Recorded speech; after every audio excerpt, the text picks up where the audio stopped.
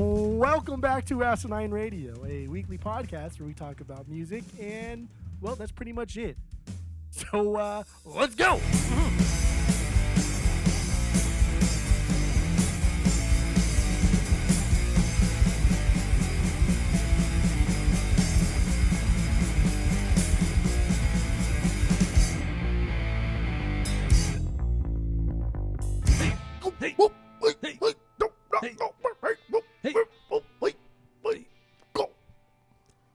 This is Asinine Radio. This is the weekly music podcast where every week we get into a different band, different artist. We break down one of their records. We get into the music, lyrics, how it was made, and everything in between. My name is Tyler. Way out there, hundreds of miles away, is Jeff. While you're listening, go to Spotify, Apple Podcasts. Give us 5 stars. If you're watching on YouTube, you smash that subscribe button. I'm gassy. I don't know. So, yeah, thank you all for listening. We did forget to do our top 10 favorite KoRn songs on the Ringings episode, so we're going to run through those real quick. But then we're also going to get into KoRn's self-titled record because we are in self-titled season. We're finishing self-titled season for episode 499 of this podcast, which is crazy. Wow. But yeah, let's get into the top 10 best KoRn songs or favorite KoRn songs, I should say. What do you got? Go. Number 10. There's a lot of songs that I wanted here that I took out and put some on. I don't know. These are just 10 that I liked this week a lot. Blame from Untouchables. Nice. I mentioned that even though I'm not crazy about the vocals, I think this song is so fucking heavy, and in doing so, it's really fun. I like it. Freak on a Leash. Number 9, Divine from KoRn's KoRn. Mm-hmm. Somebody, Someone from Issues. That part's so I like when they do those little high parts. They're just so fucking cool. They're so good at it, dude. And feel these bass line in there. It's so sick. Ball Tongue from KoRn's KoRn. Dead Bodies Everywhere from Follow the Leader. Y'all want a single from Take a Look in the Mirror? I like goofy songs sometimes. Love them. Yeah, you do. Falling Away From Me, Issues, Got the Life, Follow the Leader, and then Blind from KoRn's KoRn. Perfect. All right. So my number 10, the better 10, but this is very difficult. This is hard. This is tough. This is a toughie. I wanted to put so many into my top 10, but here we go for right now. Number 10, Finally Free from The Nothing. Number 9 is Reclaim My Place from Follow the Leader. Number 8, No One's There, The Closer from Untouchables. Number 7, Blind from KoRn's KoRn. Number 6, Good God from Life is Peachy. Number 5 is Ball Tongue from KoRn's KoRn. Number 4, Dirty, The Closer from Issues. Number 3, Lies from KoRn's KoRn, which we'll get into. Love this song. And then number 2 is the song Proud, which was a B-side from Life is Peachy. Fucking incredible song. People should talk about this song more. And then number 1, of course, Got the Life, because it is the greatest song ever written by any band. I don't make the rules. It's the way she goes. So there you go. Top 10 KoRn songs from us. I did listen to Proud. Mm-hmm. And I did think that song was a banger. It's good, right? Yeah, it was a good fucking song. It's really good. It wouldn't make my top 10 now because I literally have no nostalgia with it whatsoever. So it'll have to uproot one of my songs that I've listened to 100 times. But it was really good. Makes sense. It was really good. Good. It was good. I think it was a B-side for Good God. I think it was a B-side for that one. But I heard it on some like Immortal Epic, which was their red label. It was like some sampler they had back in the day, and a CD sampler, and Proud was on that. That was the first time I ever heard it. I fucking miss CD samplers. Yeah. And the guy I got it from, it was friend of the pod, Sean. His dad's roommate worked at the warehouse, so he got like all the free CD samplers, and he would just give them all to Sean. So we get like all these fucking crazy samplers at the time. I think cool. I think if I wasn't too busy ripping off Virgin Records, I would have taken more of those CDs home. You ripped them off pretty good too. If I wasn't too busy embezzling money from Virgin Records, I would have taken more of their free CDs. We don't need to get into that.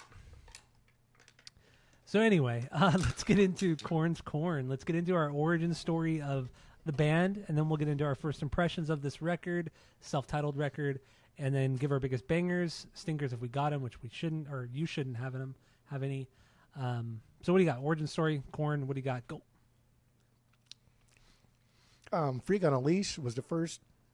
That was a sour, juicy lime Sour right there. bitch. Okay. All gleeky on the inside. Jimmy Gleek. Remember Jimmy Glick? Was that his Jimmy name? Glick, yeah. Jimmy Glick? Jiminy Yeah. Glick. Yeah. Jiminy Glick. Smart and short. Freak on a Leash was my first introduction to KoRn. The music video, as what were you fucking like 10 or some shit when that 10, was 11 years old. Yeah, dude.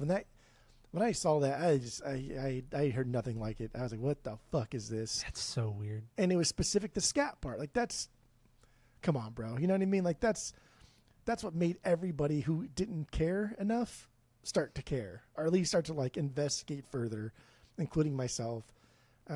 But Issues was the first KoRn record that I got for myself, and I was excited for it. My mom got it for me because, again, Columbia House. We love Record Columbia House. thing, whatever the fuck it was. That was one that I got from that. I was very, very excited. I eventually did get Follow the Leader, but then I got KoRn's KoRn eventually, and I was like, I don't like this anymore. So and then I stopped. You grew out of it, let's say. Yeah, and then I stopped listening to KoRn until high school, until I met you, and that's all you fucking listened to. KoRn and AFI. KoRn, AFI, and Nirvana. That and Blink. Those were like my top 4 bands. That's all I ever fucking listened to. But 3 out of those 4, like I enjoyed. The KoRn stuff, I never like no. But like I do have a lot of I have the most nostalgia for Issues, and then I have second most nostalgia for Freak on a Leash and some songs on Follow the Leader. But Issues, I do have a lot of nostalgia for it. And I went to a very, very Mexican elementary school, and Mexicans like KoRn. So It's true. all my friends at the time, we all liked KoRn, and that was like one of the few common ground things, because I did like hip hop a lot. I liked rap a lot, but I also like pop punk a lot, even like the early days. But like all my friends like R&B music and soul music, and I fucking hated all that shit. But KoRn was like a cool common ground, and I never listened to metal, and I was like, this is the edgiest thing I've ever listened to. So that's cool. I don't know. That's my origin story. Kind of fun. I like it. We were so young, dude. We were so We young were listening to so fucking young. pretty wild music. I know. Yeah, my origin story is Got the Life. I remember specific. I will never forget this. I was sitting in bed playing video games or something like that, and I always had K-Rock playing just on the radio, on the radio just all the fucking time. And I always had a cassette ready to record whatever was on K-Rock. And Got the Life came on. This is 1998. I was 11 years old. And Got the Life came on, and that changed everything for me. Like, it changed my musical preference forever. Like, before I was into, like, more pop stuff, classic rock stuff, because my mom listened to all that. So I was, like, Rush, Ted Nugent, Led Zeppelin, all that stuff. But then KoRn was the first band. Got the Life was the first song that was my music. The first thing that I heard that I connected to with immediately. And I remember just being shocked, in awe, when I heard Got the Life on K-Rock. And then I remember I just sat there for hours and hours just in my room, just with the stereo on, listening to K-Rock for when they started playing the song again. And I just recorded it immediately on my cassette. And then I would just replay the song over and over and over and over again. And that's my origin story, was Got the Life shortly after it came out. And then, and then Freak on a Leash came out. The video scared me. The song scared me. Cause That's so sick too. But I'm 10 years old, 11 years old. I was pretty sheltered too. It's like my mom didn't let me watch a lot of stuff. So it's like, it's a pretty dark video, and I remember being a little bit scared when I was a kid too. If you're not used to, they looked So I was a little bit scared, but then I kind of like embraced the scariness, and I kind of loved it, and then my obsession just began. I got I got the CD single for Got the Life, so it was the Got the Life song and then like 4 remixes of it, and they all sucked. So I got that CD single from Best Buy first, and then eventually I got Issues, because the Issues came out shortly after I got into Got the Life. Actually, no. I got Follow the Leader first, then I got Issues. I got in trouble for getting Follow the Leader because I convinced my grandma to get it for me. When my mom found out, she got really mad at me and yelled at me for a long time about that. And then eventually I got into KoRn's KoRn like a year later, and I just was blown away. I think KoRn is the greatest record ever made. So that leads into my first impressions of KoRn. Wait. You think KoRn is the greatest record of all time? It is the greatest mankind's record of all time. peak ingenuity when it comes to music and art. Yeah. Yes. Okay. Yes, I think KoRn is the greatest record ever made. Okay. And it blows me away every time I've listened to this record 1,000 times probably, and that's not an exaggeration. I probably listened to it 1,000 times, and I never grow tired of it ever. Fucking ever. I could always listen to something different when I listen to the song and still be kind of blown away by what I hear. It's just so unique. It's so different. It's weird. It's fucked up. Oh, I love KoRn so much, and I love this band so much. So that's my origin story. My first impressions on KoRn. What do you got? I don't remember my first impressions because I would like to compare them to now. I mean, I don't. When I first heard it as a kid, I just didn't like it, and I was like, this is too weird. This is way too heavy for me. There's not enough pop here. There's not enough. I don't know. Like, this is supposed to be this band that had Ice Cube on it, and that's another reason why I liked Fall Later, because I liked Ice Cube at the time. It kind of came off the Predator record, Ice Cube's record, and that was an amazing record. And I was like, this is too one dimensional and boring. Fast forward throughout the years, I think every time we do a KoRn record in a rankings episode, this gets better for me. I think it probably peaked and then has since plateaued since we got it on the vinyls. Mm-hmm. Because listening on the vinyl is just a whole different experience that we never experienced growing up, and we never experienced even like as younger adults. We've only experienced vinyls as like grown ass adults. True. And so it's a whole new way to listen to some of our favorite records. And so it was kind of fun listening to this on the vinyls, even though I didn't listen to it this week. I just forgot, to be honest. No, but I don't judge. But yeah, it's still fucking wild. Like there are parts where I think like, that was okay. But then there are parts of this like songs that like Divine is one that I thought would never make it into my top 3, and then that's the top 3 for me. I don't know. I don't know. First, this is great. This is a great record. It's fun. It's incredible. It's I don't want to say it's the best new metal record out there, because even the genre of new metal, like grunge, like what the fuck did that even mean? Mm-hmm. Because there's so much to take from all these other things that get made into new metal, and then if this is new metal, like why is this new metal? And then like why is Rage Against the Machine not new metal, but then Linkin Park is new metal?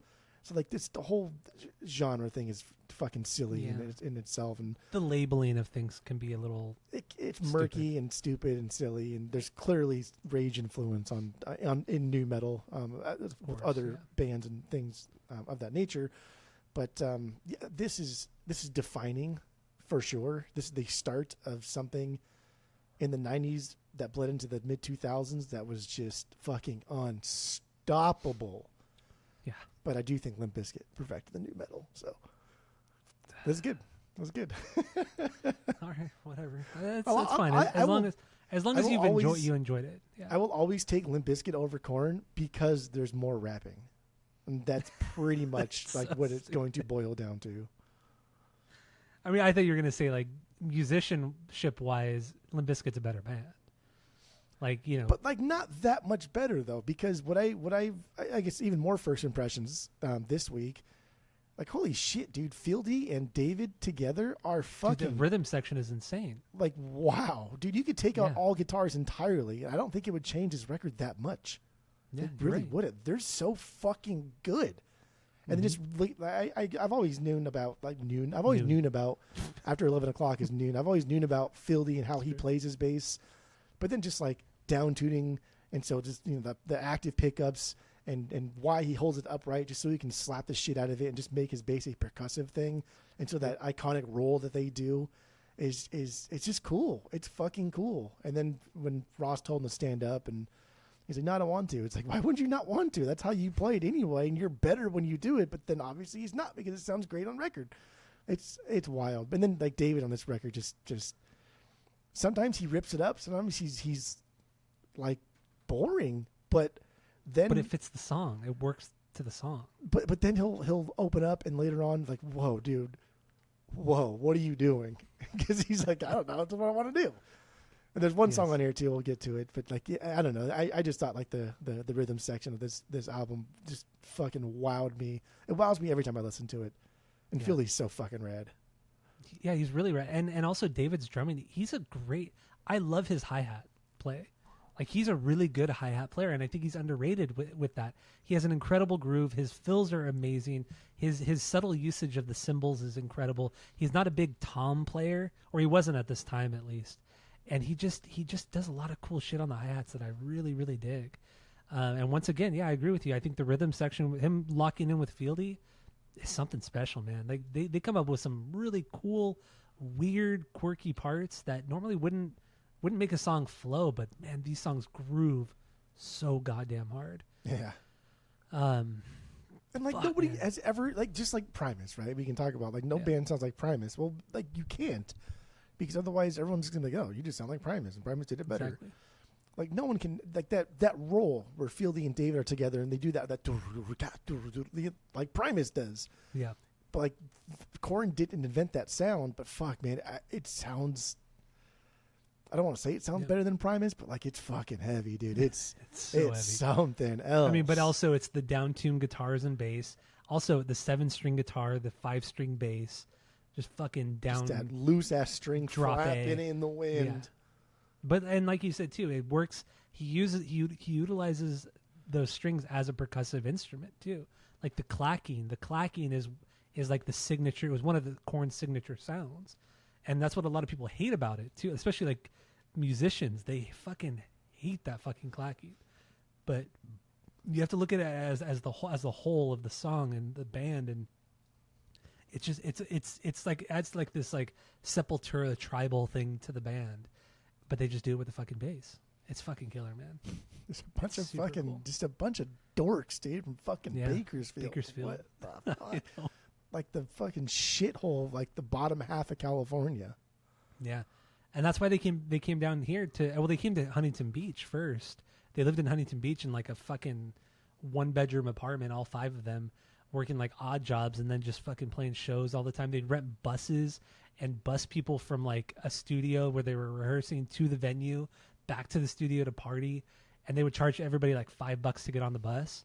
So they make all their money back plus more to transport all the fans to the venue, pay at the venue, and then drive them back to the studio and just party all fucking night. That was like their thing. That's So all they sick. fucking did in the early days. That's so rad. This band's so sick. And they were just, man, they put the fucking work in too. That's what, you got to give them so much respect for putting the work in.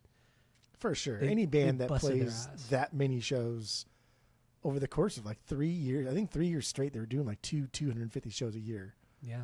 That's a lot of fucking work, dude. Yeah. Like, I don't care how young you are, just having shitty sleep day after day, week after week, month after month, like that wears on Drugs you. and booze on top of it. Yeah. That wears on you. It's fucking nuts. So let's, we'll get into more of the background and the recording of the songs. And Ross Robinson, of course, we got to talk about Ross, the producer. But let's get into a couple banger. Oh, we have no stinkers, right? You have no stinkers. Yeah, that'd be silly boy talk. So okay, banger. How many bangers do you have? Let's see here. 7? 7. Okay, I have 12. No, I and have you 8. should have 12 too. 8. Okay, could be better, but we'll get there. So what's your favorite song? Blind. Yeah, Blind. Let's jump into this. Blind. So Too many puppies. this is Blind. This is a song that was originally written by the band Sex Art. Jonathan Davis was in this band prior to KoRn. The guys in KoRn essentially poached him from this band after seeing him at a Sex Art show. They were walking out of the bar, or Monkey and Head were walking out of this bar. Sex Art started playing, probably Blind, and then they immediately, once Jonathan started singing, they turned around and looked and walked back into the bar, and then just watched the whole set, and then called Fieldy and David, said, "Hey, we found the singer. I think he's great. We're gonna go talk to him." And they got Jonathan Davis. They stole him from Sex Art, and then Sex Art had Ryan Shuck from Orgy. He was the guitar player in Orgy, and then fucking Dave LaRue. He was the bass player in Edema eventually. So you know, all these bands are kind of connected. Just you know, generic shit. but yeah, no, Blind came from the band Sex Art. But if you listen to the original Sex Art version, it sounds a lot different than what you hear on the KoRn record. And then even KoRn did this on the Niedermeyer's Mind demo that came out before the KoRn's KoRn, and that version even sounds a lot different than what ended up on this record. So there's a lot of backstory. There's a lot of backstory for you, dude. That's some good backstory. Did Fieldy's mom used to babysit Jonathan Davis when he was a kid? Yes. Yeah. So I read that.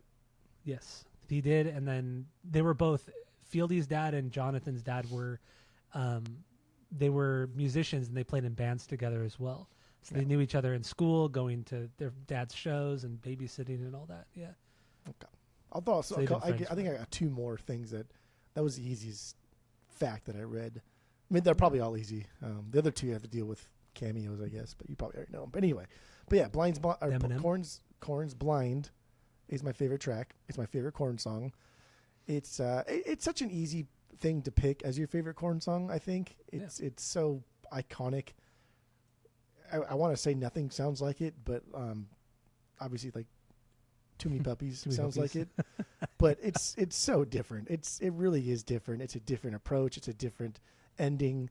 The symbol is different. Like everything about it's different. The channel separation. I fucking love the channel separation, dude. It's so cool. Oh, it's so good on this record. Yeah, with Head and Monkey. Like it's so badass. It's cool. On a side note, friend of the pod Mike showed us that Mason Miller, pitcher for the Padres, uses this song as his walkout song. So cool. And that's fucking wild, dude. That's so cool, though. Even if you don't even know KoRn, if you don't like KoRn, if you just only played the intro to this, it's a dope fucking intro. Mm-hmm. It's a badass walkout song. But it's a cool song. Like the call and response vocals too. The whisper softer against the more aggro drawl. The whole song is it's a great build. And I don't mind the little outro, but the whole thing is a great build. And most of these songs have a really good build to them. Yeah, I like it. It's good. Blind's Blind is Absolutely. good. KoRn's Blind is good. KoRn's Blind is good. Yeah, and also, I mean, because you have brought up Primus a few times, David has always said that one of his biggest drumming influences was Tim from Primus. That's one of his bigger influences, so it makes sense. Yeah. Even like a few years ago, David was doing like just like covers on YouTube, and he did a couple Primus covers of him just playing along to Tim's stuff, which is cool too. So yeah, with Blind, it's the buildup. The buildup is insane. It's just just on the ride, and then you hear and then just Fieldy coming in, do do do do, and he just like does this little like weird shit, and you just have the back and forth guitars, like you said, with Monkey and Head. Monkey doing the high part, Head doing the low part, and then it just the Are You Ready? And then it just fucking blows up. And then it does the quiet loud dynamic, the quieter verses and everything like that. And then it builds and builds and builds. We get some choruses, we get to the bridge, and then at the very end it explodes again. The song is just beautifully written. Yeah, it really is. Great. For a heavy metal song, it really is like well crafted to keep your attention, to keep you engaged, to keep you kind of guessing what's going to happen next. Mm-hmm. It's like a third kind of record song for a band that's getting bigger and bigger. For an opening track on their first record, that's pretty fucking impressive. Yeah. For most bands that have been around for a minute, like this is like a third record kind of song, like something they're building towards, put it in their pocket for a little bit, let it percolate. It's too good for a first record. What's also great about this song and this band in general, David he wasn't the first to do it, but he certainly popularized the 808 within rock music. He was, as far as anybody kind of knows, he was the first guy to do it and do it well and incorporating all the 808 beats. Nobody was fucking doing that. And you hear it in Blind straight up. Yeah. You hear him just hit the 808s just in the intro itself. He's hitting those 808s and it's fucking loud. And then you'll hear it randomly, not randomly, but you'll hear it throughout the song. When he's kind of transitioning throughout parts, you'll hear him just hit the 808, like just kind of off the wall in it. But it works, man. He loves the 808 it's all over this fucking record. This and Follow the Leader. There's a lot of 808. It makes sense. And there's a song on here too, right? I was like, either there's an electronic drum element to it, or he's purposely trying to sound like he's using an electronic drum set to fit the song. But it makes sense because you have to listen to a lot of hip hop, and the blending of hip hop into Cypress Hill is already a thing at this point. Rage Against the Machine is already a thing at this point. So we want to blend more hip hop into rock music. So that's a natural progression for guys that listen to metal, Pantera, and listen to NWA. And it's cool. It's so cool. And even live. To be alive. Even live, and even now Ray does it too. There's an electronic drum pad to the left of the hi-hat, and that's where the 808 is. And I mean, David only ever used the 808 on it, but as time has progressed, they use other electronic snare and this and that. But from the very beginning, before this album even came out, David had this electronic drum pad to the left of his hi-hat, and he would hit that whenever he wanted the 808. It's just cool. And Ray does it to this day because obviously they still play blind. You got to have the 808. So, I don't know. Just blind is something else, man. The video for it's just a performance video. Yeah, it's whatever. And it looks, the crowd, it looks fun. Looks like a fun fucking show, right? I think like what is so important about blind is how this has entered like musician lexicon, right? Because like Phil, my neighbor Phil, like knows what blind is, and whenever we used to jam and somebody would just hit that bell like ding ding ding ding ding ding, like oh shit, because we can kind of like fake our way at least through the intro, but like anybody who kind of like jams in any capacity with other people that like a wider range of music, at least know the intro. Yeah. Oh yeah, you have. And if you don't even know the intro, you at least know that fucking that symbol, right? You at least that. I know. More than you would Too Many Puppies for sure. Like blind, it's blind, dude. Everybody knows it. Yeah. Y'all know it. Everybody knows that song. God, that's like the best part of the intro. Is that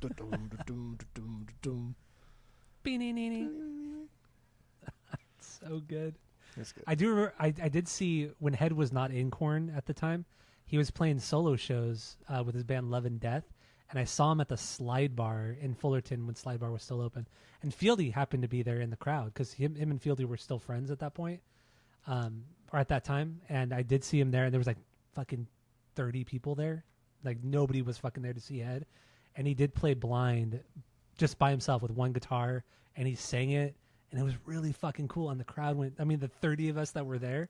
Fieldy didn't jump up and help. He just watched. No, he was in the back in the booth with his wife. Bruh. And he was like smiling. He was like fucking doing the hand thing, and he was fucking getting into it. But it was really cool. He did play blind, and he played. No, I think he only played blind. Yeah, he only played blind that night. But it was cool, seeing him at fucking Slide Bar. Crazy. Slide Bar. No. Fucking hated that place so much. Yeah, that was 2008. 2009, I think, when I saw him there. About the same time, around the same time, roughly when I met him. So he's a nice guy. Yeah, he's the only member of the band that I've never met. I've met like all of the side characters, met all the main guys except for Head. He's the only one. He's my favorite member, and I have never met him. He's a nice guy. I'll put in a good word for you next time I talk to him. Yeah. All right, so lyrically, we do have to get into the lyrics too, because it's. A lot of people love love Jonathan's lyrics and his vocals and the pain, and I mean this song is about major depression, suicidal ideations, how he doesn't feel people really understand what he's going through, and a lot of kids relate to that. I mean, you do. So I get why his lyrics hit home to kids. I like the lyrical content. The lyrics themselves, they're fine. They're fine. Like there was really nothing I read was like, oh wow, that was like prophetic, dude. That was a good way to put that. Or like I enjoyed your rhyming scheme. I enjoyed how you're setting things up. There was nothing like that. It was more like, oh wow, that was like a fucking confession, bro. That was wild. It's more like that. Yeah, and I mean, it's the way he conveys his lyrics, and I mean his voice. His voice is not refined whatsoever on this record, but you don't want refined. You want like honesty. You want something pure and raw and fucked up, and that's what you get on every single fucking song on this record. There's not a moment that sounds like he's just going through the motions. He just puts everything out there. Just you could just feel, you could hear it in his fucking voice, and that's why that's one reason why I love the early KoRn stuff, is because nothing sounds fake. It all just sounds like he just fucking hurts. Yeah, and I think so. And this is not like a knock. I think this is a perfect way to get your point across. Is he repeats himself a lot? Like he does. He'll have one line and he'll repeat it. It's like in Blind, like he'll repeat it with the "Can I say I'm going blind?" like fucking 15 times. But like that's how you get your point across in a very dramatic way. So I think he's writing to the best of his abilities, but he understands that like this is who he is as a writer. Mm-hmm. So he kind of just like, how can I make the best of this? And just goes all in on it. And I don't need some deep fucking thing here, just these analogies or imageries or whatever. Just show me what you feel, through your words. And he does a really, really good job at it. Like the inflection on some words, and some stanzas, on some lines are really good. The way he says blind sometimes, because like blind kind of like rings him out, but not always, only sometimes. Like that's cool. Those are cool little things to do if you're not this genius lyricist. What I also love about this record too is with his vocals, he fucking, there's nothing sounds ever like it's looped. Like when you hear one chorus in a song and then you hear the second time that he does the chorus, it sounds different from the first. Yeah. Like they're not just looping it. Yeah, you could just feel the emotion and tension building as the song goes along, and I just love that. Like it's so obvious that it's not looped. Maybe there are parts here and there, but overall, I mean, they recorded this all to tape. There was nobody was using Pro Tools. Yeah. Nobody like this were using Pro Tools at the time, or anything digital. So it was all cut to tape. This is like Ross's. It's not his first, but it's like his first record that he's working on. First like, real, like big record. Yeah. Yeah, this is like his thesis statement for his career. This is something brand new. This could have easily gone the other way. Like people just could have turned on this band and like this genre is shit. Fuck off. And that could have been the end of Ross, right? Like this. Mm-hmm. This is kind of a big deal. So I would like to think that everything here is as organic as it could possibly be. Yeah, and it no seems loops, like no dubs, no nothing crazy. Just let the fucking kids play. Let's record it to tape, and let's never stop recording. Supposedly, yeah. And everything I've seen and read and heard about the making of this record, it is very much that. It's like just get the most emotional takes from every single person. Let's record in a room together as well. Like a lot of these songs, especially on Life is Peachy, were recorded live. They weren't. I mean, there were some overdubs, yeah, but some of that shit was just recorded as a full band live. And then Jonathan in a vocal booth, just laying down like a scratch track for himself, and then going back and recording the proper vocals. And that's just how parts of this record were made. If not, I mean, all the parts on this particular album. Yeah. I mean, I want to get more into Ross later, but I want to talk about a couple other songs too before we get into that and Indigo Ranch. But so number one for you, Blind. My number one. Are you ready to move on? Yeah. Okay. Number one for me is Lies. The Lies. 10th track. Lies. The 10th track on here. This one's really unique. It's certainly a deep cut. They've only ever played this song live, like back in the day, back in '94, and then they didn't play it live again until the 20th anniversary shows in 2014.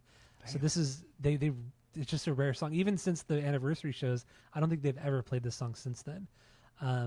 But it's a unique song in that Head has co-lead vocals. So in the choruses, Jonathan does like the death metal growl. Yeah. And then Head's the one singing the actual songs. Like, dude, the chorus is so fucking good. The chorus is intense. It's so intense and so good. And Head just sounds so fucking pissed off. Thinking about your life. Thinking about your inner fears. Do you ever? He's just fucking. Yeah. It's almost like James Hetfield. Good. It's almost like James Hetfield, but way more pissed off than James has ever been. And then you get the bridge in the song too. It builds. It's the build in that bridge is fucking incredible. And then everything stops and you hear go. You hear Head go, and then it drops into that ascending line, that ascending guitar line. Oh. They love their goes. Oh, dude. They love their goes. Oh, dude. But this is the best go. The best go is in Lies. Go. by far. Go. I agree. The call and response thing again here, the chorus is just so fucking unreal. It works so well with these guys because they run with it. Like they can just run with it. They can growl as aggressive as they possibly fucking can because it's going to make the other guy, the response part of that, up their game, up their aggression. And so they can do whatever they want in the first part because they know that the second part's going to be even worse, which is going to make that first part even more wild the next time they do it. So it's like this game that they're playing together. But dude, I didn't know it was too. I thought it was Head doing the growling, JD doing the singing part. But now that you said that, it makes sense because I can. It doesn't sound like Jonathan Davis doing the singing part. But dude, that growl is so good because it's a good death metal growl. Yeah, like he like full breath in growl. It's not like a quick growl. It's a full fucking breath, dude. And he uses every ounce of that breath. Yeah, it's wild. So and the fucking lead parts in the verse too. Those like quick, fast picking riffs, so goddamn cool. That double time in the last chorus, fucking gold. Just a nice little touch in an already dope song. This is my 4B. By the way, fuck yeah. Yeah, this is an absolute fucking banger. I love this song, and so it's a deeper song too. I also love about the rhythm section of this song, so the riff is massive. It's dirty, distorted. It fucking sounds gross, and it's so fucking heavy. But then Fieldy he's doing like a funky kind of bassing, like doom gat doom gat doom gat doom gat, and the bass, it's just doing something almost completely different from the guitars, but the way it's all kind of flowing together or meshing together is something so great. And once again, Fieldy and David are just so locked in with each other that it all just makes sense. The song shouldn't make sense because of the weird guitar riff and the funky playing of Fieldy on this one. It's bizarre. It's so bizarre.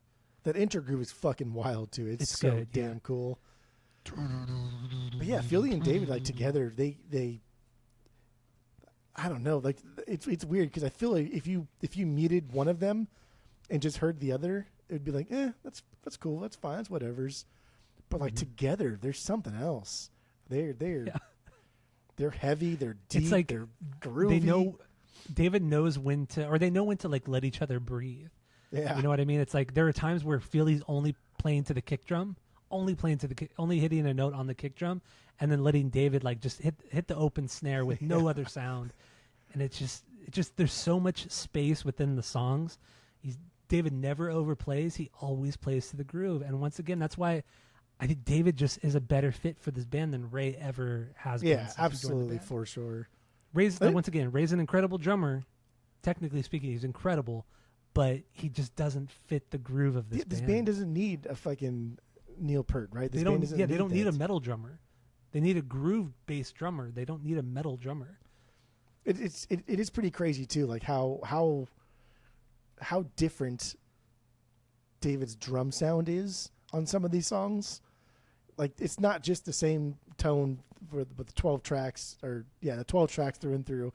There's a couple songs where like, dude, that is like entirely different. This is somebody like even like production wise, like this is something entirely fucking different, but it works for the song and it makes sense and I like it and I can't imagine it not sounding like that. Right. It's incredible. It's cool. So yeah, man, I think Lies is truly an underrated banger. That's why it sits so high in my top 10. It's a brutal fucking sounding song. It's a good song. Lyrically, it's about a bad relationship where he's lied to. The betrayal is happening, and he wants to find out the other person's deepest, darkest secrets, use it against them, and just watch them just kind of writhe in pain. Like he just wants to see them in pain. That's what it is. It's kind of like a revenge song. Yeah, I thought he's sick of all the lies. I thought like Fake and Lies kind of went hand in hand, like companion pieces lyrically.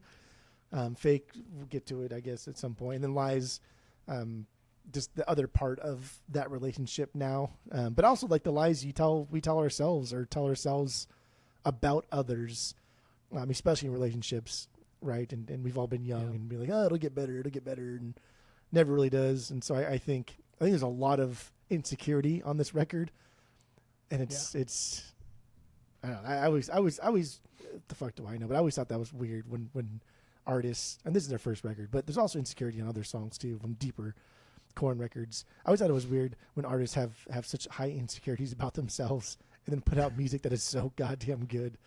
And it's like, what are you talking about? I mean, bro? look at Rivers, look at Pinkerton. I mean, Exactly. Really like, what are you fucking smoking, dude? Are you crazy?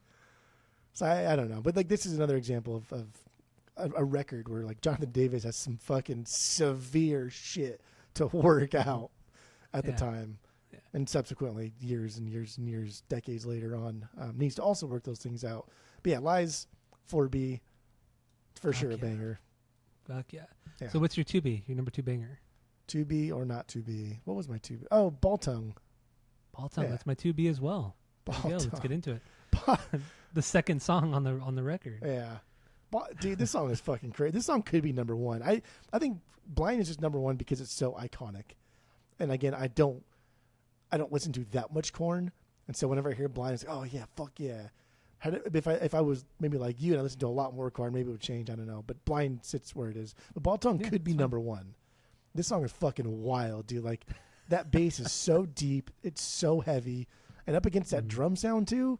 Like just the 808s. There's 808s so all over fucking this. new metal. It's so new metal, and it's funny where like again, it's funny where this snare tone ends up. This is something like Lars and Bob tried to like work through on Saint Anger, and just like, hey, remember that one time when KoRn did it? Let's try and do that. And like, oh wow, we know how that ends up. So it's crazy, right? Just on Blind and Ball Tongue alone, the two completely different drum tones, and this chorus is absolutely insane. Just yell and scat. Fuck it, dude. That's all you need to do. Yeah. Make me happy, just yell and scat. And the last chorus gets even more fucking heated. The soundscapes in the verse, dude, this song is the perfect amount of what the fuck is this? With actually, that was pretty dope. Yeah. Dude, I love Feely's bass parts in the verses. It's so funky. Yeah, but it's like it's kind of like a funk thing that he's doing, but it's so down tuned that it's just clacking the whole time. And I think David's groove in the verses is just something so cool. And the fill or the transition into the chorus, it's like his hi-hat play, the snare hi-hat play going into the chorus is so fucking rad. It's so fucking rad. And then even the in the choruses, it's not like David's playing like the big crash like he's playing off of the like a tribal kind of thing. Like he's doing a lot of toms, like doom doom gat doom doom gat doom doom gat doom doom gats, like throwing in some hi-hats like every once in a while to like accent what he's doing. Oh my god, dude, like what the fuck are you thinking? Like none of this makes any sense. Like it doesn't make any fucking sense from a metal standpoint. There's so much groove and so much funk, and oh my god, it's so good. And then yeah, with the verses, it's like these weird like Halloween sounds, like spooky Halloween sounds that they're just making with the guitars. Like, and you just hear Head on one side, Monkey on the other side, just playing like calling. It's like a call and response between the two guitar players. And yeah, and it's fucking weird. It's fucked up. And you watch him play it live, it doesn't quite sound like how it does on the record, but it's okay. It's still fucking weird. And then you get this short little, like you get two instrumental break or two like interludes in the song. In the first one, there's a small little build, and then doom doom doom, and then you hear just like this one bass slap, doom, and then it drops into the big. Those are always so again. Good. Very Primus too. It's so fucking good. Oh, I love this. Yeah, I love this song. Just like the way he just even says "ball tongue," dude. Is just I don't know. This song. That's is fucking... Head. Head screams "ball tongue." Ball yeah, tongue. So that makes sense because then the scat part comes at the. Yeah. So head's the screaming that the ball tongue part. And not even like he's trying to be in key. He's not like trying to do anything. He's literally just yelling "ball tongue." Mm-hmm. Right, you know what I mean? Like but during the outro, he does change. He jumps up a little bit. He jumps up. Instead of like ball tongue, it's ball tongue. Yeah, exactly. Like he's screaming harder. Like we mentioned, like Jonathan Davis, how like you can tell it's like a real fucking diaphragm from the gut kind of scream. Like same with Head. Like that last chorus where he's like now just like shrieking essentially. Oh, it's so fucking. It's a wild song. It's so it's good. It's a scary fucking song. and lyrically it kind of goes in with like so lyrically it was inspired by the recording of the song, and this guy that worked at, like, it was called like the Chicken Coop, is where they used to rehearse. The band used to rehearse all the time, and this guy, the guy who owned the spot, they nicknamed him Ball Tongue because they would all get all fucked up. They'd all take a bunch of speed. They'd all be tweaking, and he would just become nonsensical. He would just start talking, and nobody knew what he was saying, and his tongue looked like a ball, and so they kind of named the song after him. And also, the song is about using speed, like using a lot of fucking speed, and how they were all fucked up on it. And so it was kind of a tribute to this guy who ran the Chicken Coop, the studio. And then when they were recording this song, apparently they convinced, because Ross Robinson was straight, like he didn't drink, he didn't do drugs, like he would actually, they would wake, because the way it worked is at Indigo Ranch, where they recorded this in Malibu, it's like tucked up in the mountains in Malibu, and it's like 50 fucking acres. It's huge. Yeah, it's a massive area, or was. And so the band lived on the grounds, like they had their own little, like, it was like almost like camp. It was like a camp, you know. And so they would they'd have their own like beds and all that. And then, but every morning Ross would wake them up early, no matter how late they were partying. He'd wake them up at like 8 o'clock in the morning. They'd all go on hikes. He'd make them like, you know, not protein shakes, but like vegetable, like nasty ass fucking shakes and shit to like get them going and give them energy for the day. And he was like a clean freak, you know, it's just how he was, clean eating. And at one point during the recording, they convinced Ross that they needed to drive down the mountain to go pick up something from, I don't know, wherever. And it ended up being a drug run without Ross knowing. And Ross didn't know until they got back to the studio. And he was super fucking pissed. He was super pissed. But then Jonathan ended up recording the vocals like completely fucked up on meth. Totally fucked up on meth recording these vocals. And that's Ball Tongue. That's fucking Ball Tongue. So good. Yeah. Well, I don't condone drugs, but if you're going to do them, put stuff out like this. Yes, exactly. And coming off blind. God damn, it's so good. Yeah. All right, so that was our 2B, both of ours. That was both of our 2Bs. 3 for me was Blind. What was your 3? Divine. Let's get into Divine. Divine. That's my 7. My number 7 right now. 7B. So you don't like this song. I do love this song. David's drumming, man. It's wild on this one. Yeah. Probably the fastest song on the record, too. Dude, wild intro, wild song. Yeah, fast pace, but still really heavy, really chunky. It's just, yeah, it feels chunky. Also, I didn't know till this week, but Chunky's Trujillo, yeah, it's chunky, right? Yeah. That main riff, that heavy riff, like, yeah, it's very, very chunky sounding. It's chunky. That's good. I didn't know Robert Trujillo was involved in the early KoRn days, and helped write this song. Also, supposedly, they wanted him to record and produce this record, but he obviously didn't. Maybe he's went off and did whatever his own thing, but I didn't know that was even like a thing. They were sharing a rehearsal spot with either Infectious Grooves or Suicidal. I don't remember at the time. But yeah, they were sharing like a rehearsal spot, and Rob was kind of there just hanging out in the hallways, and he heard the band playing and whatever, and they kind of hit it off and were partying and shit like that. And then eventually down the road, David joined Infectious Grooves and played with them for a very, very short time. But yeah, that's how they hooked up, and yeah, he helped co-write part of the song. I don't know to what extent, but you know, that's the story. It does seem like a natural occurrence that Rob is like, he hears this and like, oh, this is fucking cool. I would like this, because Rob does play like this. I'm just like, his bass playing style is very KoRn. So I mean, back in that day, yeah, not with Metallica, obviously. Well, he's not allowed to, but it makes sense. I mean, like, who gives a fuck, right? Like, being the hired gun in Metallica is got to be the best gig in musical history. Yeah. Do you remember in the Metallica doc? They're like, yeah, we want to make you a full-time member. We want to make sure that you know this is serious. So we're going to give you $1 million. $1 million just to join the band. As a signing bonus. Yes. That's wild. For music. In 2002? In 2002? You're going to do this? So, wow. A signing bonus of $1 million. Oh my god! I forgot about that. That was crazy. And the way they threw it out too is like, yeah, $1 million. It's like, It was Lars. It was Lars who threw it out too. But like, it almost seems like, is that not enough? Do you want more? Like, because Metallica's worth the brand is worth so much fucking money.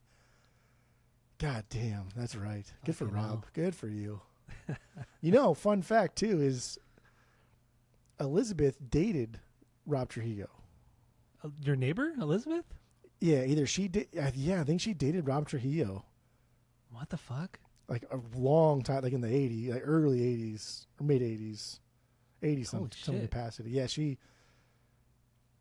I'm pretty sure it was she dated him. She dated him. Yeah. Weird. Wow. Yeah. She likes her bass players. Look at Phil. She likes her bass players. He's a great bass player. Yeah. She likes the low end. Yeah, she does. So stupid. If I knew more or if I cared more about bass, I could make some type of like bass sexual joke. Like she likes to drop D or something, but I don't know. So stupid. No, I didn't care. I didn't care enough about, like, nobody really does. So. Oh yeah. All right. So yeah, Divine. Dope. Divine. Great song. This is also one of the earlier songs that they recorded. They did record this as a demo before Ross, and they actually recorded it at Bucko and Studio up in Bakersfield. It was it is still a famous studio that Jonathan Davis eventually bought. I think in the early 2000s, mid 2000s, he bought the studio sick. and uses it. I believe he still owns it, and he uses it as his own personal studio and like just kind of storage area for just all the random shit that he has. So. Yeah, but the band originally recorded the demos, some of the demos for this record. I think this song, Divine and Clown, I think were both. The demos were recorded at the Buck Owens studio in Bakersfield. So the original fucking demo was only 4 songs, right? Blind. Well, so the Niedermeyer's Mind, which was the original demo that Ross Robinson produced, it was Blind, Daddy, Alive, and Predictable.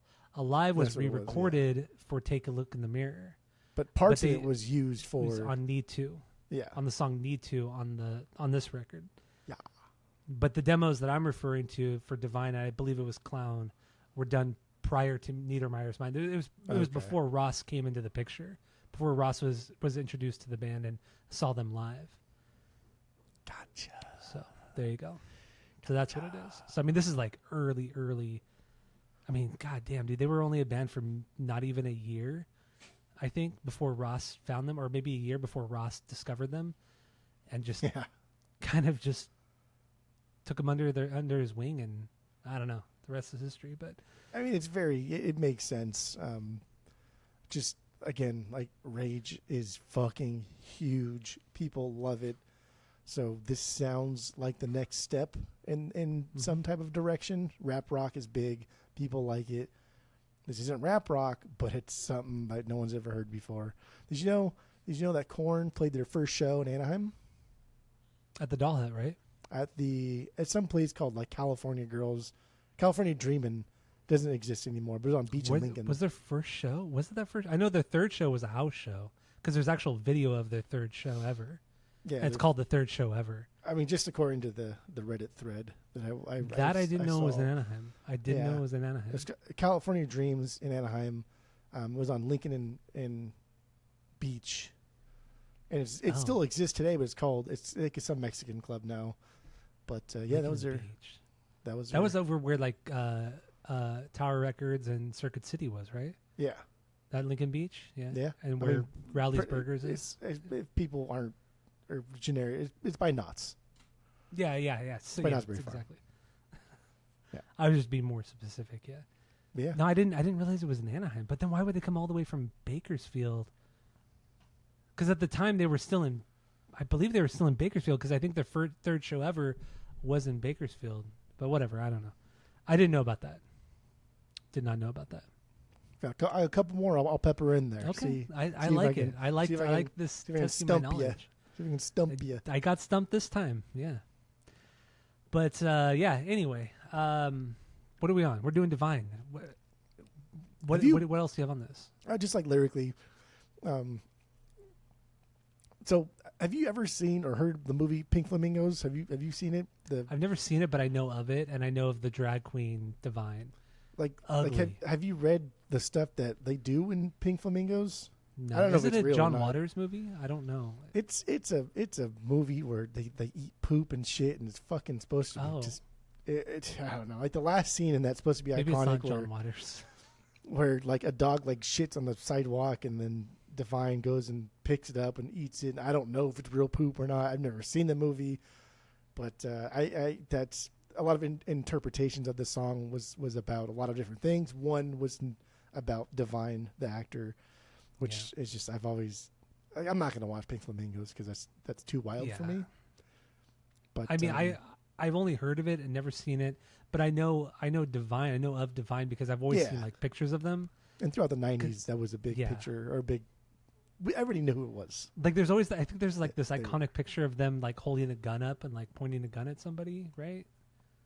I think. Maybe I always remember the pink dress and like their shape. A big person, person, and the big drawn on eyebrows that go like up the whole their whole forehead. Yeah, they're all mad all the time and shit. Yeah, but apparently, Jonathan Davis was a big fan of that movie and them, him. I don't know. It's a transvestite at the time. I don't know if it's what they called him. We had much different words in the 90s than there are now. I guess. So I would just say transvestite. I'm sure Jonathan Davis would say that. Probably. It's an outdated term. I get it. But we're going to talk about faggot too. It's an outdated term. But yeah, no. Apparently he was like really not obsessed, but he was into weird shit and made fun of a lot and teased and bullied and fucked up and beat up a lot. And that's kind of what the lyrics on Divine are. It's about taking revenge on somebody, like probably a bully, maybe like an ex-girlfriend or something like that. But probably a bully because he always talks about just being teased and made fun of and ridiculed and all that shit. He was a I don't want to say like an unusual person growing up, it seemed, but just not what you'd expect from a kid, I think growing up in Bakersfield, like what the fuck else is there? What else are you gonna do except just bully somebody? There's probably nothing to do over there. There's nothing to do there now. Like imagine what it was like in the fucking in the 80s and 90s. Yeah, like what the fuck do you do there except just bully someone? Like I don't know. Like I get it. And when you dress the way he did, essentially the way you dressed in high school, but in the 80s, in the 90s, I mean the way I didn't dress Duran style. You basically dressed like fucking. You would have dressed like Duran. No, I just had the Liberty spikes. You had your bracelets. You wear a lot of jewelry. You had bracelets all the time. You had eyeliner. You just fingernails were black like Carson Daly. I was a knucklehead. Yes, but like it was okay because it was the early 2000s, and that was like nobody cared. But like doing that in the 80s and 90s, I can imagine that did not go over well. Yeah. I'm sure it did not. But yeah, Divine is a really brutal song. It's so aggressive, but then you get to the chorus too, and it's like the sing-songy kind of thing, and it's very melodic, but still like punches you in the face. So yeah, Divine's a cool song. Yeah, it's cool dope. Song. I like the pacing of it too, just like the way it rolled. It kind of like stopped for like that brief millisecond every couple bars. It's cool. Yes, it's a good song. 3B. Good. That was okay. So then, what's your 4B then? Oh, lies. Okay, so we talked about lies. Then my 4B is clown. It's my 6B. Yeah. Okay, good. Let's get into clown. So the first like 35 seconds, 40 seconds is like them kind of fooling around in the studio. You hear David in the background saying, "Oh, I want to hear Twist. Can we put Twist on a fucking tape?" And eventually, Twist is on Life is Peachy. Was he talking? I don't know, because on the Genius lyrics and everything else, he was saying that, or somebody read or wrote that John the Day was twisting his hair. Did you see that? Yeah. So that what he's talking about, like I guess like because it was so dreaded, like I guess if you rub it together or something like that, yeah, you twist. It makes like a weird like squeaking sound on a microphone. I only know this because Mark Leonard, friend of the pod, Jiu-Jitsu Mark. Oh yeah, he had long dreads. He does now again, but he had long dreads for a long time, and he used to always do this, and it'd make a gross noise. And That's probably what it was. Dreads are gross. But like, is he talking about Twist the song, or is he talking about twisting his hair? No. I think he's talking about the song. Yeah, it sounds like he's talking about the song. It doesn't sound like he's talking about the hair. But then I saw multiple things saying that he's talking about. I wish we could put you twisting hair sound in the record or something like that. And actually, maybe he is talking about that. I don't know. I've never put those two things together, but I just assumed it was the song because because that makes more sense. Yeah, it does. But maybe it is. I don't know. Either because after he says we should put it on a fucking tape, and then Jonathan goes, "You want to hear it?" And then you hear, I think it's Head or Monkey. They go, fuck you," and then it drops into the song. I also miss the days of like spoken word, goofy intros, outros, breakdowns, interludes, bridges. I just even hidden songs. I missed those days. Mm-hmm. And those days are probably long gone. But they were fun. They were fun for a long time. For like 15, almost 20 years, they were fun. They were fun, right? They were, yeah. I like that shit. I love the hidden tracks. Hidden tracks were great. Hidden tracks were amazing. Metalcore did it a lot, but like Bleeding Through, there was a firefight. That those kind of openings, those were fucking cool. Yeah. They were fun. Get you pumped up. But yeah, the Clown 6B, I love those little guitar pick noises. Like is he doing that on the head above the nut? Like I don't know what he's doing. No, he's not. He it's just an effect. I don't know what effects he's using, but he's actually just strumming. He's just strumming the high part. Are you talking about the verses? Yeah. Talking about the verses? Okay, yeah. In the verses, he's just strumming this really high part with all these like crazy fucking effects on his board. That's what you're hearing. And then Monkey on the other hand is going do do do do do. Like he's doing the higher part or the lower part. I mean, and then but no, it's just Head's just strumming the high part, but it's all fucked. It's good. It's cool. Yeah. And then after the bridge, like we just get Feldy in his bass. I think that's the only time. Fieldy. Is it the only time in the entire record where it's just Feldy by himself alone, no one else? Right? On this record? I think it's the only time. No, Daddy, we hear just the bass. The do do do do do do. Oh yeah. And then David comes in. But after the bridge here, it's just Feldy in his bass it's not a whole long, but it's cool because it's deep. The bass sounds deep and it's fucking cool. I like the chorus here. I think it's very nursery rhymey kind of. It's got a good little like kind of good swing. It's fun. It's cool. It's a good song. It's fucking killer. And really just the big riff too, that it's just the high and the low, and the way that David plays, the way David just hits the fucking toms during the low part of the guitars, and then just fucking Head just squealing that high part. Oh, I love it. Yeah, that song's it's so dramatic. It's so and then there's a part too before one of the other choruses when it's just like the doom doom and they get into the chorus. Yeah. It's just like, you know what I mean? Like why? Yeah. And because I can. Okay. But it works. It's like this shit is so effective. Like it's they so do like effective. The most minor stuff at times, but it just plays to the song and just so incredibly well. Boy. And just the song has an overall like eerie feel to it. Because it just kind of slow. It just sounds gross and like almost like toxic sounding. And when you get to the verses, it's grating. Because once again, it's just the high part with Head, and it's a fucked up song, man. It's so fucked up. But like every nu metal band after this tried to make a song like Clown with the high and the low. Like have one guitarist play the low part, one guitarist play the high part, and just kind of do the call and response. I mean, we even saw with Jimmy Eat World. Yeah. Remember on Get It Faster. Get It Faster. Yeah. You know, it's very much. I'm not saying like KoRn did it first, but you know, Clown is like the best way of, you know, the call and response, the high low call and response. It's great. It's good. I love it. Good. So lyrically, this one is about, you know, some drunk asshole at some show they were playing was trying to fight Jonathan, and then he tried to take a swing at John Jonathan, and he kind of ducked out of the way, and his security came behind and just like fucking pummeled him and just fucking knocked his ass out. Whooped his ass. Yeah, just whooped his fucking ass. Some Jocko Homo in San Diego. And that's the story is kind of based off of that, or inspired by that incident, and just talking about bullies and fuck them. Like, honestly, just fuck them. It's pretty wild, like how tough guys in bands, especially like in this era, kind of have to be.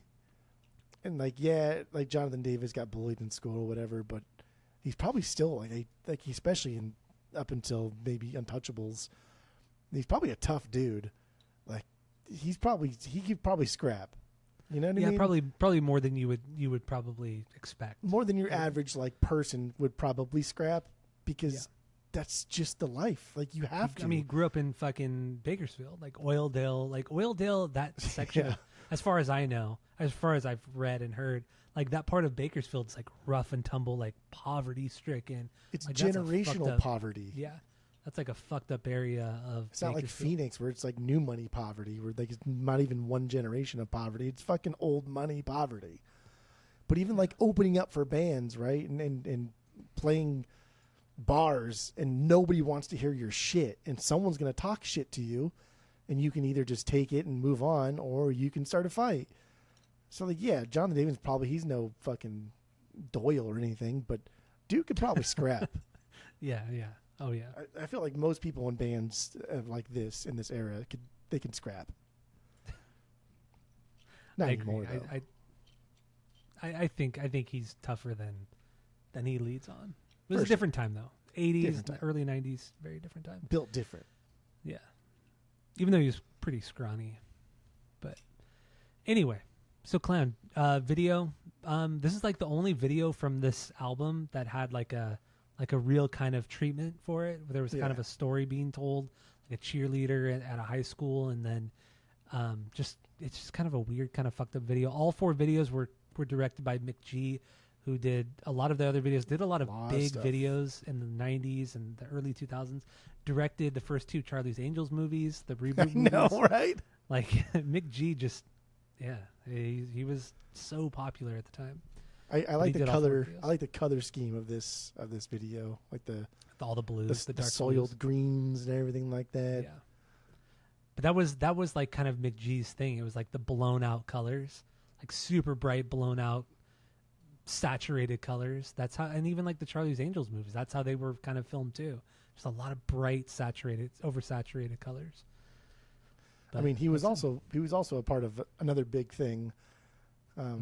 That was near and dear to our hearts in the 2000s. All the Small Things, right? The OC, baby. Was he in the OC? Oh, no. Wait, he didn't. Marco Siega did All the Small Things, not Mick G. Yeah, but Marco Siega did a lot. He did like Weezer stuff too. But yeah, Mick G was a big part of the OC. Oh, actually, now that I think about it, yeah, I remember now. I remember seeing his name in the credits. Big shout out to fucking Julie Lick for the biggest disappointment letdown of our lifetime. And then I ruined it for Skip. Yikes. Yeah, but he wasn't gonna like it anyway. Yeah, and also I told Julie. I also told Julie that I have never seen it, and then she went and spoiled it for me. Yeah. Even after I'd explicitly told her I had not seen it. That was deliberate. That was yeah. That's why we don't talk to her anymore. Good. That's not why. That's not the why. That's why that's why I would stop talking to somebody, but that's not why you stopped talking to her. That's not why I stopped talking to her now. But it should be. Okay. So Clown, do we have anything else on Clown? No, that's it. Good with this one? Okay. How much more do we want to talk about the songs? We're over an hour in. I know. We can run through them at least. Okay, so there's 2 songs I really want to talk about. We have to talk about Daddy. And we got to talk about Faggot. And we got to talk about Faggot's my 5B. Faggot's my 6B. They spelled it differently than how you would normally spell it. It's Faget.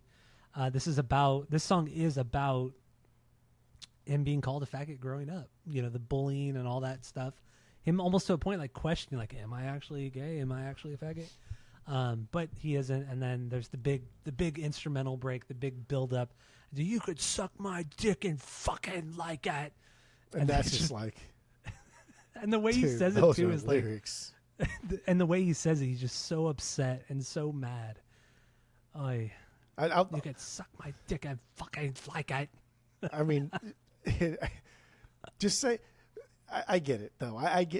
One of my favorite things I've ever said while gaming online, and Renee was in the room and I was playing with Ryan. I think we were playing Halo. No, I couldn't have been Halo. Probably Destiny. And I was just, I just fucking annihilated some person online. And I was like, yeah, suck my dick, faggot. Just like I yelled it, and Renee heard it, and she's like, "What did you say?" And I started laughing. I was like, "I don't know, dude. I just said it." She's like, "She's like, why you call him gay if you want him to suck your dick? Are you gay?" I was like, "No, I don't know. I just said it." And like she tried to she still talks about it to this day. Like, you don't dissect it. I just said it because I was I was so happy that I killed this guy. And it's like you revert back to your high school self, like exactly. when like it was okay to kind of say that. Or like it wasn't frowned upon to say it. It was part of our nomenclature. It was just what we said. So yes, I revert back to essentially like Neanderthal attacks. But I'll never forget that. And then also I will never forget when I eventually did get this CD after Issues. I didn't get the CD till after Issues. And then so listening to this was the song that I was like, fuck, man, I hope my mom doesn't hear this shit. Because she is not going to be happy. Because it's not just like that, but yeah, that breakdown, dude, that I'm such a pretty boy, whatever you call it. It keeps going on day after day, son. You faggot. Oh, want none. Dude, like Mexicans Mexicans were Catholic, dude, and that's just not, Mexicans do not, did not fuck with that kind of shit. Did not. And I knew my mom would be like, nah. Nah. So it's funny. It's funny what your mom was strict about. Like, just it was like a cultural thing with her. Oh, for sure. I'd watch scary fucking movies, but if it had to do with like anything gay related, no. Yeah. Fuck no. No. It's so crazy. But yeah, it's a culture thing. Like I said, Mexicans generally, and the gay thing is not. They don't mix that well. Yeah. They don't mix that well. And like also like divorce too, like yeah, that's a big no. They just don't do it. They just leave a shitty life if you want, or because you can't divorce because we're Catholic, so we don't do that. So I was like, that's weird. Okay, whatever. Yeah, all right. My 5B, it's a good song. I like it. Perfect. Yeah, and this is a song too. When they recorded it, David said that he actually regretted playing the way he did on this because he said, I hated playing this song live because it's not that it's too hard, but it's just too much work. And I don't want to do this night after night because there's a lot of really cool like double bass shit that he throws in there. Yeah. Nothing like death metal stuff, but just a lot of great fills, a lot of little great double bass stuff that he doesn't normally do in KoRn. And he's just all over the kit. Like, I mean, the whole song starts with just like this like kind of Tool, Danny Carey kind of like build with all the tom work, and then he's just fucking all over the kit. He's just going for it, man, and it all flows incredibly well. This might be like objectively the best drum thing he's ever done, that David ever did with the band. But he also hated it. I love it. This is what I alluded to earlier, where it starts off just plain. It's very open sounding, a lot of like big cymbal hits that ring out, slower beats. But it's cool because as the song progresses, he eventually just gets in. Like, I'm just going to do whatever the fuck I want now. I'm going to just do whatever the fuck I want to do. And he does. And he never stops. And the song progresses out. Like the fourth verse for me is where the song is at. Like that's the fucking bee's knees of the song. It starts off low and slow and just builds into just pure mayhem. And Dave drives it. Like he drives that progression. And I agree. I think this is one of his best drum performances. I love it. It's cool. Moving on. And you also mentioned too, like how so many of the songs have different kind of drum sounds, drum tones to them. And this is one of the examples, like David's snare drum, it sounds way more like muffled and it doesn't sound as big and like bombastic as other songs. Like it's just crazy just how all these songs stand out on their own in every aspect. just how they were written, the melodies, the playing on them, the overall sound and tone on each of these songs adds a different character to it. I think it's fantastic. So yeah, Faggot, it's a great one. Obviously got to talk about Daddy, because that's a big one. And then I think we should talk a little bit about Ross. We've got to talk about the album artwork, and then we can kind of wrap it up. Let's do it. Okay, so Daddy, the closer. I mean, okay, so we didn't talk about Need To, Shoots and Ladders, Predictable, Fake, Helmet in the Bush, and Daddy. But who cares? I mean, I could talk about him. Was my last B. That would be my 8B. That's my Daddy's least favorite, my 7B. Okay. But yeah, that's fine. Yeah. So, the bagpipe. Well, actually, real quick, bagpipes. Shoots and Ladders. Or as Fred Durst calls them. What does he call them? He calls them fag pipes on All in the Family. Does he call them fag pipes? Yeah. I don't remember him calling him. He's I know he says bagpipes. No, he says fag pipes. Does he call them bagpipes? He does. Oh, he calls shit. them fag I didn't pipes. even realize that. I never realized he said fag pipes. Wow. Yeah. Okay. That's good. It's funny. It is. No, it's a good diss. It is a very good diss. So, dude, Fred Durst is so good in that song, man. He's so good. I think he's way better than Jonathan. So Absolutely. good. Yeah. With the halitosis. Tooting on your bagpipes, Clad. Yeah. It's good. Go ahead. So Shoots and Ladders, the bagpipes. I mean, this is something unique in rock music. Nobody was doing bagpipes, but Jonathan Davis knows how to play the bagpipes. Like, he played them for years prior to KoRn. I know. Like, what the fuck? He really knows how to play them, and he still plays them live for the most part. He'll bring them out on stage and play it, and that's super rad. And in the little doc that you and I watched, there's a clip of Jonathan Davis like overlooking the canyon, and he's playing the bagpipes. Do you remember that at all, or no? Yeah, it's like one of the opening scenes. He's in that white T-shirt, and so the rumor for a long time was that they recorded the bagpipes for Shoots and Ladders from that video, like the canyon recording. Like, they set up mics like next to Jonathan, and it was the natural acoustics of the canyon. That's what you got on Shoots and Ladders, and that was the rumor for years, for like decades. And then maybe not that long ago, but a few years ago, I think Ross came out and said, "Nah, we actually that was kind of like a rumor. We actually did record the bagpipes in a studio, but we kind of just kind of like let people know, or people think that it was recorded like in the canyon. But it was only because of that video in the Who Then Now doc. But anyway, that's a fun little fact. So let's get into Daddy. Like I said, the final track. This one's brutal, like musically and lyrically. It's fucked. What do you have on this one? I could go on for a long time about this. There's a lot. I mean, this song could be like half of this episode in itself. I don't always play it through because I do think the song is a banger, but when we get to the crying part, depending on what I'm doing or where I'm listening to it, that's it for me. On vinyl, it depends on like how my night is going.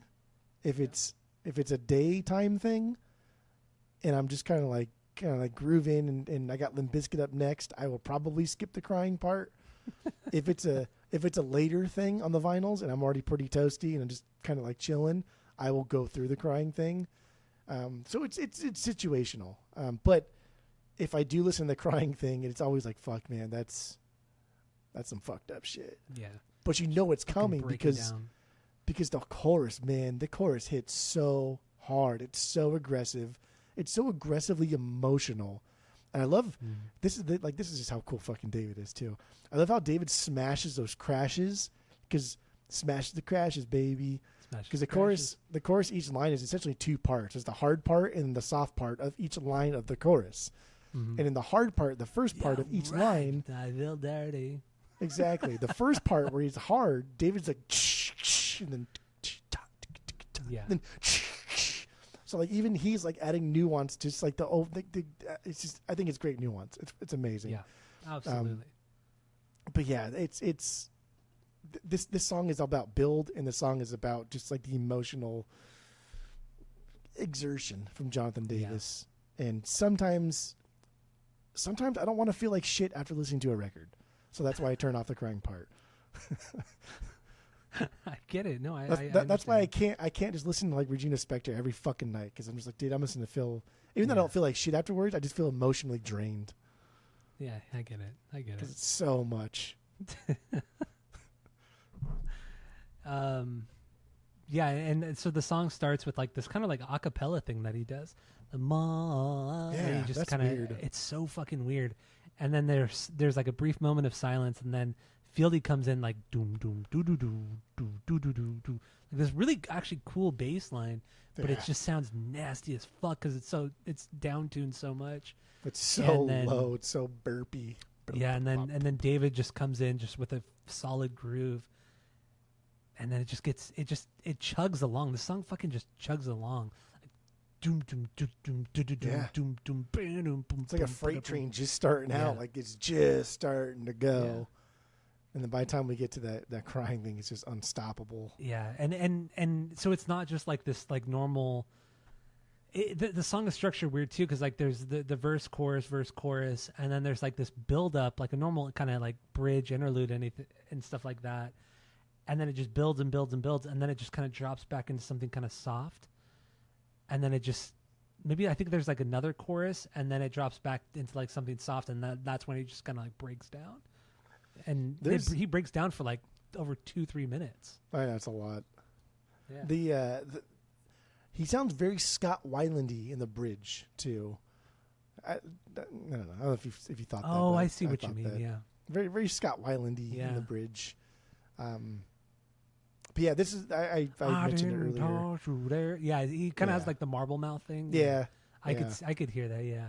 But this is the one where JD said that they captured it because he said, quote, Ross is a prick and kept the tape rolling. Yeah. I think that's kind of funny. It is. But it's also like, it's not like I don't think it's like their defining song, but I think it's a song that is, it will live on forever because not many artists just have like the balls to be this open. Yeah, and the subject material is fucking heavy. Yeah. And he's a guy in the 90s. Mm-hmm. You don't talk about this shit in the 90s as a guy. Yeah, you don't fucking do that. It did not happen. And if it did happen, you would get called the word that he got called constantly. And it's like, damn, dude, like this guy's entire life was kind of just, poor guy, man. He was just hiding some skeletons, and they finally came out, and it still probably didn't help for everyone to know his business. So I do feel bad. That's kind of fucked up and sad. And for a long time, people thought it was about his dad. Yeah. But it actually wasn't. It was about a babysitter who used to take advantage of him and, rape him and shit. But he told his parents, and they didn't believe him. They didn't believe him. Yeah, they did not believe him. And so he did harbor a lot of resentment towards them for a long time. And then eventually, like 15 years ago, he's like, yeah, Karma's a bitch. She's dead now. And so I don't know. I don't know what happened. He never said who it was. Was it a girl or a boy? I thought it was a girl. I don't know. I guess I don't know. Maybe I've never read that. I don't know. I didn't see who it was or whatever it was either. I guess I just assume a babysitter, so it's probably a girl. But yeah, that's true. Yeah, I don't know. But yeah, on Life is Peachy, the last song, Kill You, is about his aunt who would actually like physically abuse him like really bad. And it was kind of the same thing where like he would tell people like she's like hurting me, like she's not good. I don't like being around her, and nobody believed him. And that was about his aunt. Yeah, and how he wanted to kill her because like he was just so emotionally, verbally, and like physically abused by his aunt, but nobody believed him. It's wild. It's wild stuff because I don't know. There's so many emotions involved, and there's different sides to the story, and it's just like what I don't know. But if somebody feels like they're being abused, then it should be addressed. Even if they actually aren't being abused, if they feel like they are, then it should be addressed. And otherwise, you just get. I guess you get this, and I wonder if he ever has like any regrets of like, hey, if my parents believed me, maybe I wouldn't be in KoRn. Maybe I wouldn't be so like emotional and want to just do so many fucking drugs for so long. And possibly, I don't know. Yeah. I don't know. Possibly. Yeah, this song's fucked, man. It is really fucked up. And then of course we get the silence, and then we get the random recording the husband and wife fighting with each other about like Which a also car, kinda about sad, too. the car, and he's like so mean to her and shit. Yeah. But apparently it's some tape that Ross found in the studio. Like nobody knows who this couple is. Like there's no information about them. It was just they found this random tape of this couple arguing and fighting, and So weird. he put it at the end of this record, and it's all fucked up. And he is pretty mean. Yeah, he's a dick to her. Maybe, I don't know, maybe it was like the last straw and he's like finally tired of her bullshit. I don't know, but he does sound pretty fucking mean. Yeah. But yeah, anyway, that's how this album ends. It's on such a fucking downer, But good. But a banger of a downer. yeah, unforgettable, honestly. And they did play this song. The last time they played it was April of 1995, and then they only brought it back for the 20th anniversary, much like they did with Lies. That song, they brought it back for the 20th anniversary, and they did play it every single night. And it like drained him at the end of every night. Like he put all of his emotions and effort into this song every single fucking night on that tour in 2014. Like, Yeah, what I are know. you doing in 2014? You're know. putting it all out there. So yeah, but since then it's never been played, and I understand why. I get it. Yeah, it was kind of cool. I mean, it's sad that it happened, but it's cool that it's now on tape and for posterity forever. It'll be there.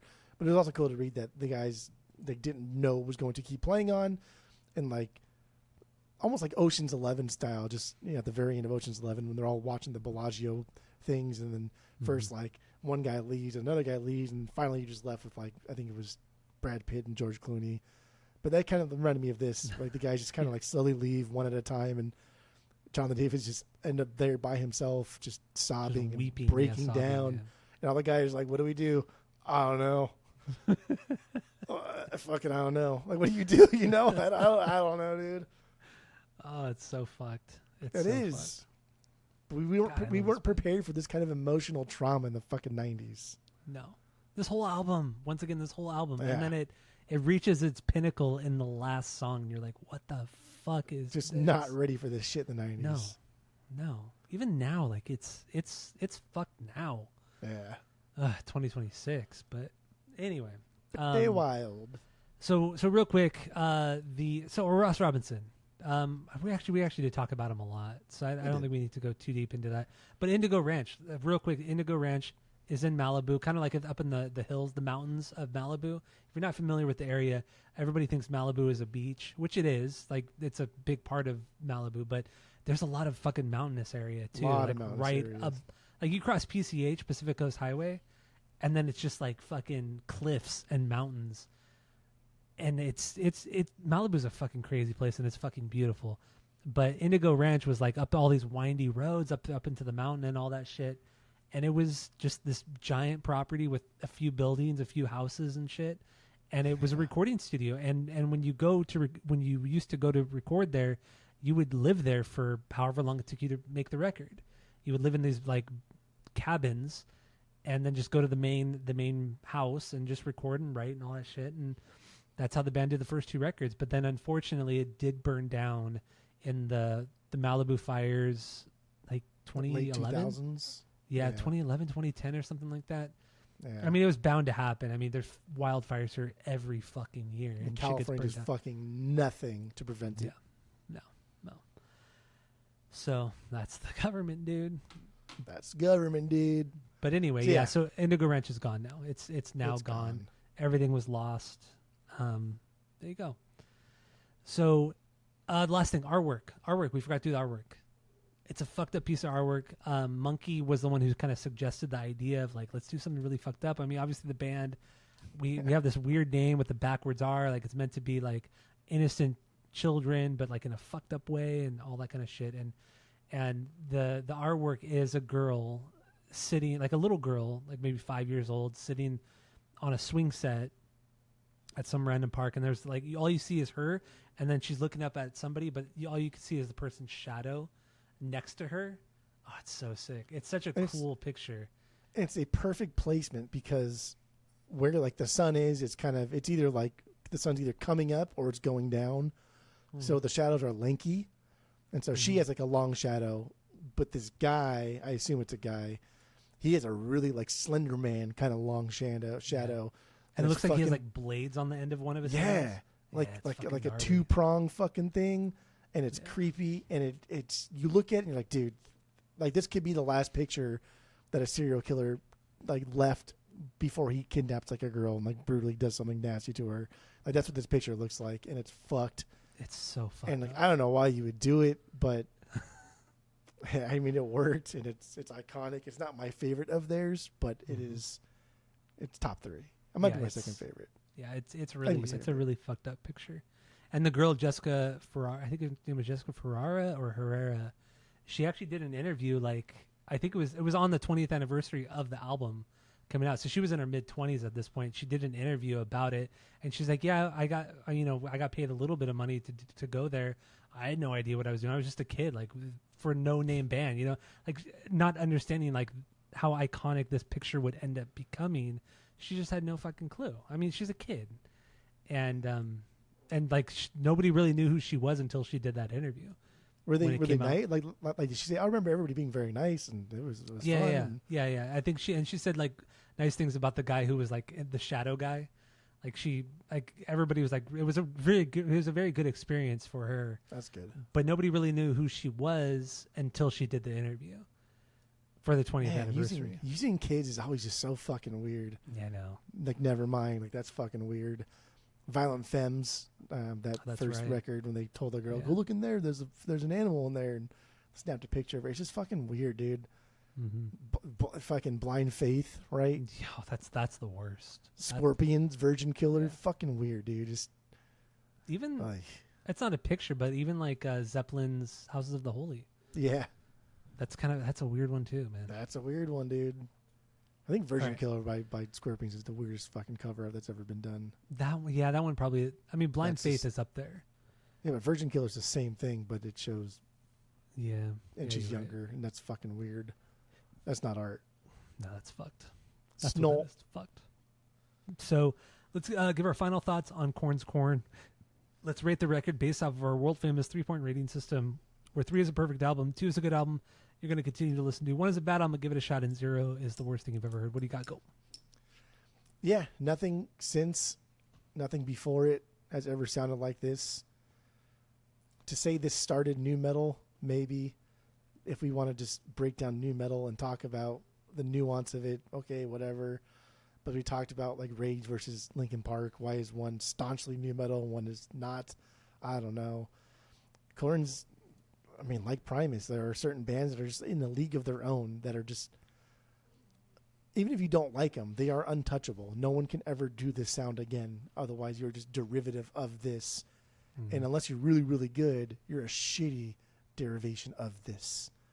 So I don't know. It's weird because I don't really care for this band as a whole. But you hear even fucking on the Nothing, even on Requiem, it's like, oh yeah, that sounds like KoRn. Like you know what I mean? Like take the vocals out. Oh shit, that sounds like KoRn. Yeah. Like no one does that shit, dude. It's wild. I'm hesitant to give this score because I don't think all of these songs are perfect. But it's just, I don't know, man. For something so fucking iconic, even if you didn't like Dark Side of the Moon isn't my favorite Pink Floyd record, but like it's still perfect because you know what I mean. Like that cover art alone warrants it. So yeah, I'd say this is a perfect record. This is something that is bigger than music, that is bigger than the genre, that's bigger than nu metal for sure. Yeah, I'll give it 3 out of 3. I like 3 it. Out of 3. Yeah. Good job. I'm not scared. Good job. That's 2 3 out of 3s. Good.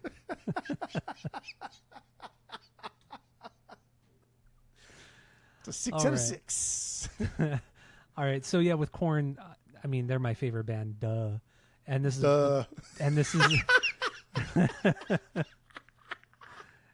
and this is the greatest record ever made. Duh. Another duh. And I mean, I can't say anything more. I think that it's hard for me to say anything more that I haven't already said. This record just inspired so many goddamn bands after that. Even to this point, like you hear about like up and coming bands, like kids who are like 17, 18 years old saying, "Oh, I fucking love KoRn. KoRn inspired me to pick up a guitar, or inspired me to write music and shit like that." And you were 30 years later, and you're hearing this shit. It's insane. It's insanity. But it makes sense because this record, every song stands on its own, and is just has its own character and just incredible musically, lyrically, emotionally. The raw power of it is it's just so intense. I love it so much, and I give it a perfect 3 out of 3. I don't give a fuck. I'll give it a 3 out of 3 because it is a 3 out of 3. So there you go. So yeah, next week, episode 500 of this podcast. We've been doing this for almost 10 years now. 500 episodes. It'll be 10 years this year that we've been doing this pod, and 500 episodes. So we're gonna do this with a big album that we both love a lot. Sold a lot of fucking albums. Very, very popular record, but also hated by a lot. Okay, Mario, I don't know why you're doing that, but that's fine. I'm not doing anything. So thank you all for listening. Go to Spotify, Apple Podcasts, give us 5 stars. If you're watching on YouTube, smash that subscribe button, and that's it. That's all.